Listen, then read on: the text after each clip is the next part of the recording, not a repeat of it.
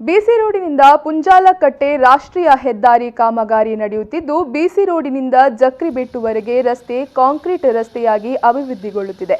ಮಳೆಗಾಲಕ್ಕಿಂತ ಮುಂಚೆಯೇ ಪೂರ್ತಿಗೊಳ್ಳಬೇಕಾಗಿದ್ದ ರಸ್ತೆ ನಿರ್ಮಾಣ ಕಾಮಗಾರಿ ಕೊರೋನಾ ಲಾಕ್ಡೌನ್ನಿಂದಾಗಿ 1 ತಿಂಗಳ ಕಾಲ ಕೆಲಸ ಸ್ಥಗಿತಗೊಂಡಿತ್ತು.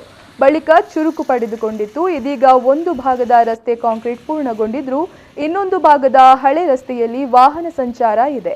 ಬೇಸಿಗೆಯಲ್ಲಿ ಅಲ್ಲಲ್ಲಿ ಮಣ್ಣು ಅಗೆದು ಚರಂಡಿ ಮೋರಿ ಕಾಮಗಾರಿ ನಡೆಸಲಾಗಿತ್ತು. ಅಗತ್ಯವಿದ್ದೆಡೆ ಮಣ್ಣು ಹಾಕಿ ಸಮತಟ್ಟುಗೊಳಿಸಲಾಗಿತ್ತು. ಆದರೆ ಮಳೆಗೆ ಮಣ್ಣೆಲ್ಲ ರಾಡಿಯಾಗಿ ವಾಹನಗಳ ಸುಗಮ ಸಂಚಾರಕ್ಕೆ ಅಡ್ಡಿಯಾಗುತ್ತಿದೆ. ಈ ಭಾಗದ ಅಂಗಡಿಗಳಿಗೆ ಹೋಗಲು ಗ್ರಾಹಕರು ಕೆಸರಲ್ಲಿ ನಡೆಯಬೇಕಿದೆ. ಅಭಿವೃದ್ಧಿ ಬೇಕು, ಆದರೆ ಈ ನರಕ ಯಾತನೆ ಸಾಕು. ಒಮ್ಮೆ ರಸ್ತೆ ಕಾಮಗಾರಿ ಪೂರ್ಣಗೊಳ್ಳಲಿ ಎನ್ನುವ ಆಗ್ರಹ ಈ ರಸ್ತೆಯಲ್ಲಿ ಸಂಚರಿಸುವ ಪ್ರಯಾಣಿಕರದ್ದು.